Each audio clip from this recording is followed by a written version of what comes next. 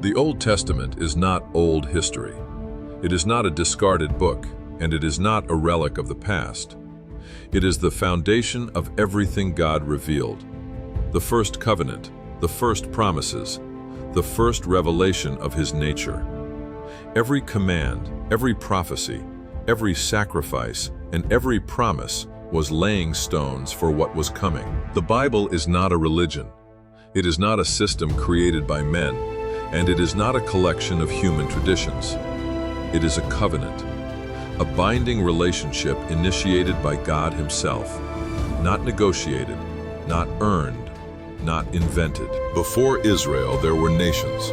Empires rose, cultures formed, and peoples filled the earth. But none yet carried God's name. None were entrusted with His covenant, His law, or His revelation. God did not choose a nation first. He did not begin with armies, borders, or institutions. He chose one man and made a promise.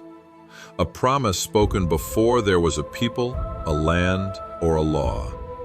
The covenant began with faith, not power, with obedience, not strength. Righteousness came through faith, long before the law was ever given. Before commandments, before sacrifices, before Sinai, God counted faith as righteousness. This was not a new idea. It was the foundation from the beginning. What began as a family became a people, not by human effort, but multiplied by God. In a foreign land, under pressure and affliction, the promise did not shrink, it grew. God was forming more than numbers. He was shaping a nation. The law was given to set apart Israel.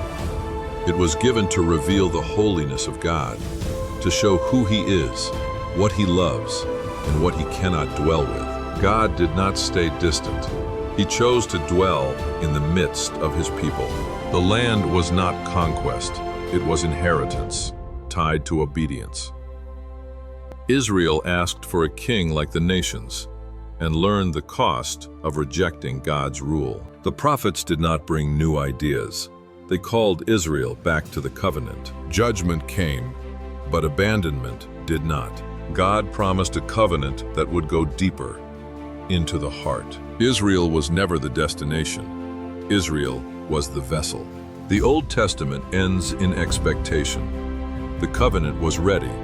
The fulfillment was near.